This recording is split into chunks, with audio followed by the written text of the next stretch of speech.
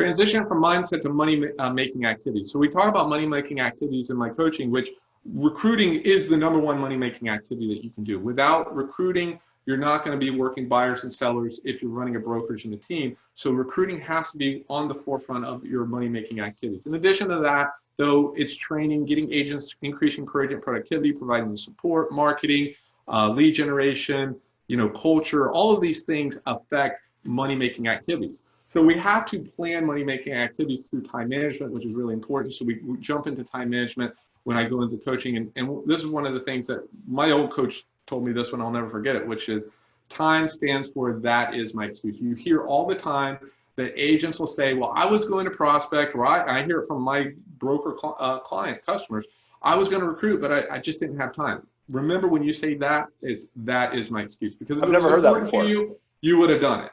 If I can call leads, and this is interesting, we talk about the stats, 66% of all leads are followed up with. Agents are wasting leads. They say they don't have the time. And how many times have you heard a team leader or a person say, you know what, you're the first person to answer your call. I want to work with you. You're the first person to answer your phone. So don't use these excuses. Do the work. Make sure you set aside the time. Come up with systems. This is one thing that we work on in my coaching, which is a 1, 2, 3 technique.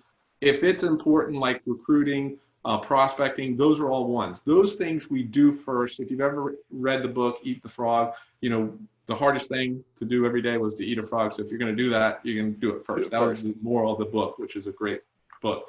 But this is the 1, 2, 3 technique. Ones get done today. Twos that don't get done today become ones tomorrow. Threes become twos tomorrow.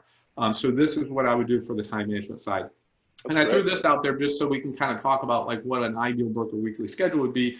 As you'll see in this here, I've got multiple days that I'm prospecting for recruiting and I'm interviewing. And for me, this is somebody who wants to get to 100 agents. This is somebody who wants to build a big brokerage, big team. And we can customize, every broker's ideal weekly schedule based on what they want to accomplish. And I always tell them, 60% of your time should be on the business, 40% of the time you're in your business. So if you're, selling real estate or you're running a brokerage, use those ratios for your time.